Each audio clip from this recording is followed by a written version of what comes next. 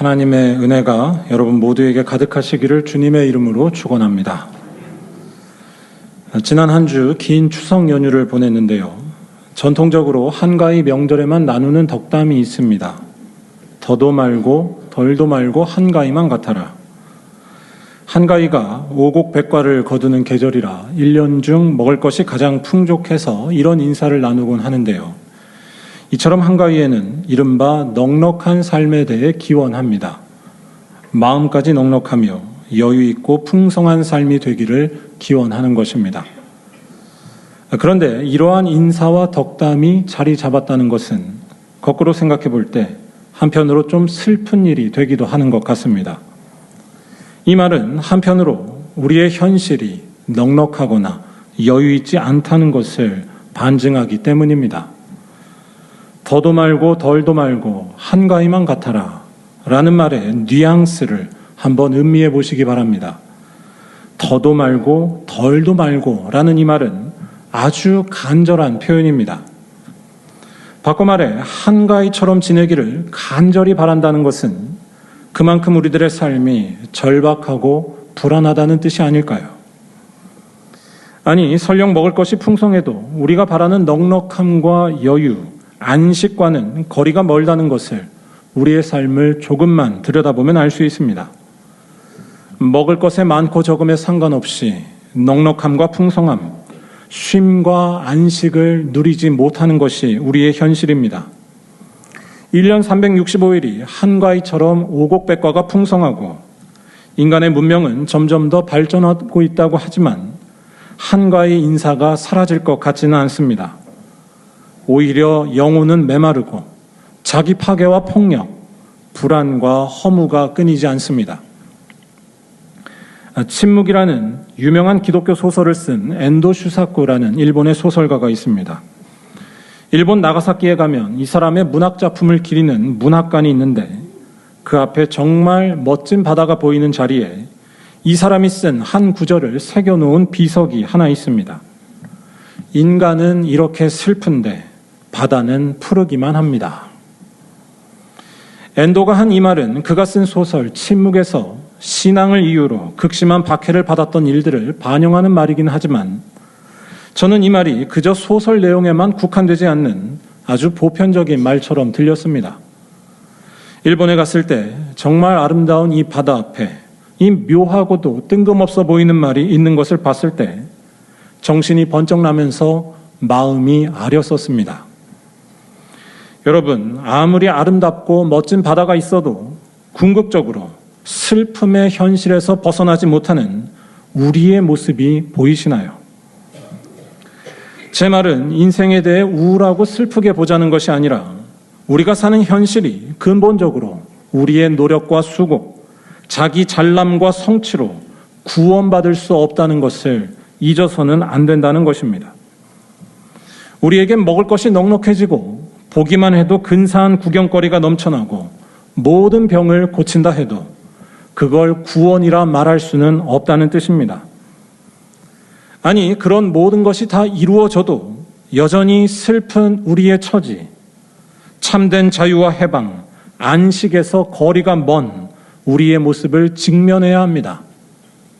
인간은 이렇게 슬픈데 바다는 푸르기만 한 그 야속하고 아린 현실을 다른 것으로 덮어버리는 것이 아니라 직면할 때에만 우리의 구원에 가까워지기 때문입니다. 바로 우리에게 근본적으로 자유와 해방을 주시는 분, 나 자신에게 전혀 묶이지 않고 죽음에도 자유로운 낯선 생명을 주시는 하나님을 만나는 것입니다. 아니, 그 하나님의 영광이 나타난 유일한 분, 예수 그리스도를 분명히 알아보게 되는 것입니다. 기독교는 여기에 목숨을 걸고 있는 종교입니다. 그래서 이 예수를 알아 죄와 죽음의 세력에서 벗어나 근본적으로 슬플 수밖에 없는 우리의 삶을 완전히 다시 살게 되는 것이 기독교로 할 수 있습니다. 참으로 넉넉하고 풍성한 인생이 우리 앞에 있는 것입니다. 오늘 우리가 조금 뒤에 하게 될 성찬 예식은 바로 그 예수를 영접하고 그 예수와 하나가 되기를 결단하는 시간입니다. 오늘 말씀은 10명의 나병 환자가 예수를 만나 고침받은 것에 대한 이야기입니다. 이들이 유대인과 이방인, 정확히는 사마리아 사람이 섞여 있는 무리였다는 것을 11절이나 18절을 보면 알 수 있는데, 중요한 것은 이 무리 중에서 뜻밖의 인물이, 곧 유대인들이 무시하던 사마리아 사람이 이 이야기의 주인공으로 등장한다는 것입니다. 바로 하나님을 모른다고 무시받던 이 사람이야말로 하나님을 정확히 알았다는 것입니다. 곧 그는 예수께 하나님의 영광이 있음을 알아차렸고, 그래서 예수께 나와 엎드려 감사하며 하나님께 영광을 돌렸다는 것입니다. 일단 이 사람을 포함한 10명의 환자들은 나병 환자였다라는 사실을 잘 기억할 필요가 있습니다. 나병은 한센병이라고도 불리는데요. 한센병은 끔찍한 병이었습니다. 몸에 침투한 나병균이 온 몸을 망가뜨리는데 피부와 손발이 썩어 들어가다가 아예 떨어져 나가기도 하고, 또 백내장, 녹내장 등을 일으켜 실명하게 하기도 합니다.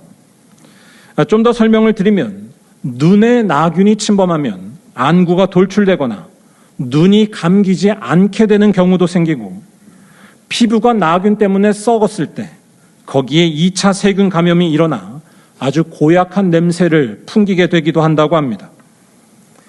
여기까지만 들어도 참 끔찍한데요. 이 병의 아픔은 여기에서 그치지 않습니다. 이 병에 걸리면 피부에 나타나는 붉은 염증들 때문에 말 그대로 흉측하게 보여서 사람들로부터 기피 대상이 될 수밖에 없었습니다. 끔찍한 신체적 고통을 겪어야 하는 것은 기본에다가 흉한 몰골 때문에 사회적으로 멸시와 차별을 받아야만 했던 것이 이 나병 한센병이었다는 것입니다. 오늘날에는 이 한센병이 초기에만 잘 발견하면 치료할 수 있다고 하는데, 한마디로 예수님 당시의 나병은 사람을 파괴하는 끔찍한 병이었습니다. 사람이 사람답게 살지 못하게 하는 끔찍한 병이 이 나병이었던 것입니다. 그런 면에서 나병은 오늘날에도 계속된다고 할 수 있습니다.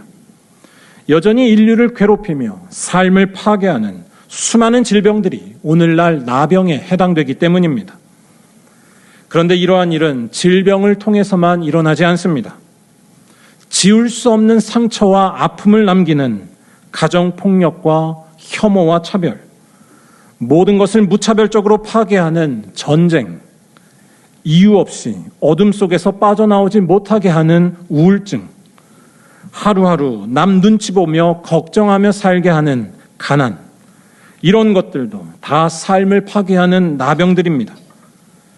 그래서 나병을 예수께서 고치셨다는 성경의 이 이야기를 우리가 진지하게 받아들인다면 교회가 이러한 문제들에 대해 관심을 갖는 것은 너무나 당연합니다. 가난과 전쟁, 질병 등으로 삶이 무너져버린 이들을 돕는 일에 전심으로 나서야 합니다. 그런데 여기에서 중요한 사실 한 가지를 놓쳐서는 안 됩니다. 성경이 전하려는 포인트는 단순히 그러한 일, 나병을 고쳐 신체적 회복을 이뤘다는 차원에만 머무르지 않는다는 것입니다. 성경이 말하려는 것은 보다 근본적인 일, 하나님께서 지으신 모습이 하나님의 생명이 회복되는 일이지, 단지 신체적 아픔을 고치고 사회적 문제가 해결되는 차원만이 아니라는 것입니다. 아니, 아무리 신체적 아픔을 고치고 사회적 문제를 해결해도 온전한 생명을 찾았다고 말할 수 없습니다. 한 가지 아픔이 사라지면 다른 아픔이 찾아옵니다. 맛있는 걸 수없이 먹고 건강을 누리고 자랑할 것이 많아도 인간의 운명이 근본적으로 달라지지 않습니다. 금방 지겨워지고 허무함과 질투심이 채워지지 않고 언제든 죽음에 노출되어 있는 환경이 바뀌지 않습니다. 의료기술이 발달하고 삶의 조건이 나아진다 해서 이런 운명에서 자유로워지지 않습니다. 여러분, 더 놀라운 것을 말씀드릴까요? 예수께서도 우리 삶에 있는 이러한 모든 문제를 고치신 것이 아니라는 것입니다. 제 말은 예수께서 능력이 없으시다는 것이 아니라 그가 하신 일을 근본적으로 오해해서는 안 된다는 것입니다. 질문을 해보자면 말씀 한마디로 병자를 깨끗하게 고치신 예수께서는 왜 끔찍한 로마 제국의 악행을 제거하거나 율법을 왜곡해 사람을 차별하는 유대 사회의 구조를 해결하는 일을 하지 못하셨을까요? 심지어 마가복음 14장 7절에서 왜 예수께서는 가난한 자들은 항상 너희와 함께 있다라고 하셨을까요? 가난을 해결하지 못하신 것 아닌가요? 여러분, 예수께서 하신 일, 그리고 그를 믿고 따르는 교회에 대해 오해해서는 안 됩니다. 예수께서 하시는 일은 우리가 생각하는 행복한 삶의 조건을 만들어주는 것과 같은 일이 아니라는 것입니다. 좀 이따 성찬을 하겠지만 성찬은 예수를 따라서 편안해지는 것을 포기하고 십자가를 지겠다는 것입니다. 여러분, 예수께서 주시는 것이 행복한 삶의 조건과 거리가 멀다면 어떻게 하시겠습니까? 예수를 오해하면서 믿으면 둘 중에 하나가 될 가능성이 큽니다. 그냥 내가 생각하는 대로 믿으면서 쭉 가거나 아니면 언젠가 예수에 대해 실망하며 떠나버리는 것입니다. 예수께서 하시는 일은 지금 말씀드린 것들보다 훨씬 더 깊고 근원적입니다.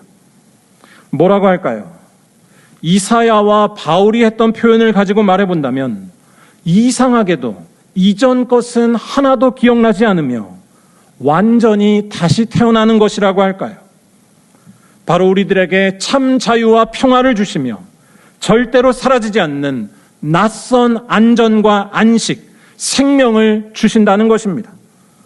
곧 하나님께서 통치하시는 삶이 이루어져 모든 것에서 자유한 완전한 회복이 예수께서 우리들에게 행하시는 일이라는 것입니다. 성경은 이러한 일이 하나님의 영광이라 부릅니다. 중요한 것은 오늘 말씀에서 고침받은 10사람 중에 한 사람, 유대인들이 무시했던 사마리아 환자 한 사람만이 바로 그 영광을 고백했다는 것입니다. 곧 그를 고쳐주신 예수가 하나님의 영광을 드러내시는 분이고, 그래서 세상이 주는 것과는 차원이 다른 구원을, 완전한 회복이자 낯선 생명을 그가 우리에게 주신다는 것입니다. 다시 말해 이 사마리아 환자는 예수께서 고쳐주신 일에서 단지 몸이 낫는 것만 경험한 것이 아니라 완전히 다른 세계를 접했었습니다. 무엇도 뺏을 수 없는 완전한 평화와 사랑, 언제나 터져나오는 감사와 찬양, 무엇으로도 설명할 수 없는 위로와 강함을 그에게서 경험한 것입니다. 뭐라고 할까요? 요새 많이 부르는 골든이라는 노래 가사로 표현하자면 영원히 깨질 수 없는 빛을, 두려움도 거짓도 없는 빛을 예수에게서 경험한 것입니다.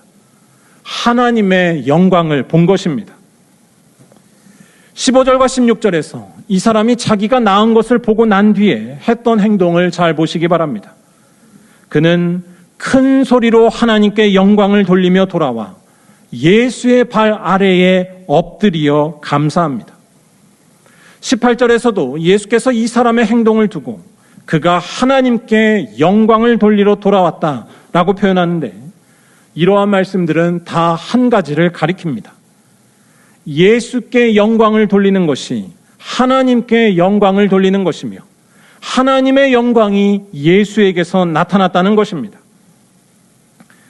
우리가 신앙생활하면서 영광이라는 말을 특별히 잘 기억해야 하는데요, 영광은 하나님께서 나타나시는 방식이자 그 순간입니다. 그래서 아무것도 보이지 않게 되면서 동시에 자유해지고 깨끗해지며 고요함과 기쁨이 충만해지는 일, 아주 낯선데 마치 엄마 자궁에 들어간 것 같은 일이 바로 하나님의 영광입니다. 이게 말로 설명하기가 참 어려운데요, 뭐라고 할까요? 여러분, 질투하지 않아도 마음이 편안해지는 일을 경험해 보신 적 있으신가요? 내가 평소에 불안이나 서운함을 느꼈던 것이 하나도 신경 쓰이지 않으면서 자유롭고 평화로워지는 일이라고 할까요? 사실 현실에서 달라진 것은 하나 없는데 전혀 다른 세계에 들어가는 것입니다. 왜냐하면 절대적으로 자유하시며 살아계시고 생명이신 하나님이 똑똑히 보이기 때문입니다.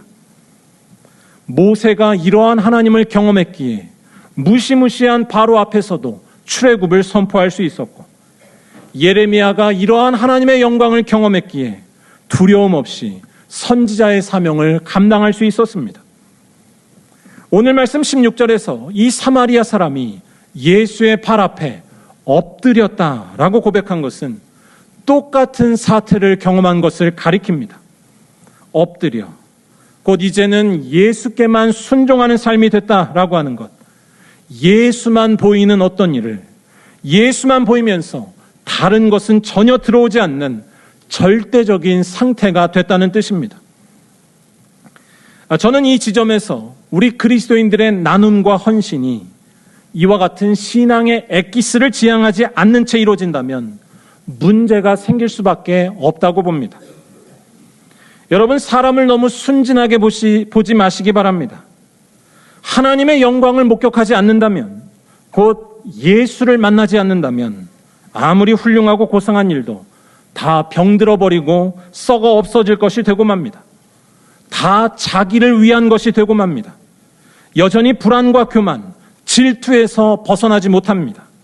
기껏해야 기브 앤 테이크를 말할 뿐입니다. 반대로 말해 그리스도인의 나눔과 헌신은 하나님의 영광을 경험해야만 온전해집니다. 그럴 때에 자기가 다 없어지고 하나님만 보이기 때문입니다. 그럴 때에 자기를 다 버려도 아깝지 않으며 아무런 두려움 없이 하나님의 일에 헌신하기 때문입니다. 잘 생각해 보시기 바랍니다. 예수의 제자들이 훌륭한 자질과 성품을 가졌기 때문에 주님의 일을 한 것이 아니었습니다. 그들은 성령을 받아 하나님의 영광을 목격했기에, 곧 예수를 만났기에 자기를 다 버리고 주님의 일을 했었습니다. 그리고 오늘 말씀에 나온 사마리아 사람도 성령 받은 제자들과 같은 경험을 했다는 것입니다. 자기가 낳은 것을 보고 큰 소리로 하나님께 영광을 돌리며, 곧 어떤 것에도 매이지 않게 하시고 참된 안식과 고요함, 기쁨을 누리게 하시는 하나님의 그 능력이 그를 침노한 것입니다. 설령 나병이 나은 후에 여전히 많은 문제와 아픔이 계속될지라도 기쁨이 멈추지 않고 감사와 찬송이 그치지 않게 하는 그 낯선 힘을 대면한 것입니다. 아니, 그 능력이 너무나 크고 놀라워서 나에 대한 관심조차 사라지게 만드는 형용할 수 없는 세계를 접한 것이었습니다. 하나님의 통치와 하나님의 살아계심, 하나님의 생명을 예수에게서 본 것이었습니다. 우리 기독교는 바로 이 사실에 목숨 거는 종교입니다. 예수를 단순히 훌륭하고 고귀한 한 인간으로 보지 않고 그에게서 하나님의 영광을 본다는 것입니다. 그는 하나님이라는 것입니다. 우리가 이러한 고백을 끊임없이 할 수 있는 이유는 두 가지입니다. 하나는 예수의 십자가와 부활을 통해 하나님의 영광이 가장 완전하게 드러났음을 믿기 때문이고, 또 하나는 이 예수를 따라 십자가의 길을 걸어가는 자에게 그 영광이 나타난다고 믿기 때문입니다. 그는 죽으셨지만 3일 만에 부활하셔서 뻔하고 뻔한 이 세상에 완전히 낯선 세계를 드러내셨고, 이 예수를 사랑하며 그를 따라 사는 자에게도 그러한 놀라운 일이 일어난다는 것이 우리의 영원한 믿음이라는 것입니다. 사랑하는 여러분, 오늘 우리가 참여하는 이 성찬 예식이 바로 그러한 놀라운 일을 향해 걸어가는 출발점이자 동시에 하나님의 그 영광을 직접 맛보는 생명의 자리라는 것을 잊지 마시기 바랍니다. 예수의 그 죽음과 부활이 우리에게 영원히 깨질 수 없는 빛을 주셨고, 그 빛 때문에 우리의 삶은 날마다 변화할 수 있다는 것입니다. 하나님의 영광에 참여하게 된다는 것입니다. 이 사실을 기억하면서 하나님의 영광이 충만한 예수의 살과 피를 받으시기 바랍니다. 더 나아가 그 예수의 살과 피를 받아 이제 예수와 한 몸이 되었기에 그와 함께하는 삶을 결단하고 십자가의 길로 걸어가시기 바랍니다. 예수 안에 나타난 하나님의 영광이 확실하게 보이기 때문에 다른 것은 하나도 보이지 않는 삶, 곧 예수의 말씀만 보이는 삶이 되는 것입니다. 아니, 이런 삶이 아직 멀게 느껴지신다면 이 성찬을 통해서 또한 기도와 예배를 통해서 영광이신 예수를 더욱 힘써 알아가시기 바랍니다. 그리할 때 예수를 따르는 것에 하나도 아까워하지 않는 믿음이 충만하여서 내 모든 것을 부서뜨려 연약한 이웃들을 섬기고 십자가의 길을 당당하게 걸어가는 우리 모두가 될 줄로 믿습니다. 바라기는 이러한 변화와 믿음이 우리 모두의 것이 되기를 주님의 이름으로 간절히 축원합니다. 기도드리겠습니다.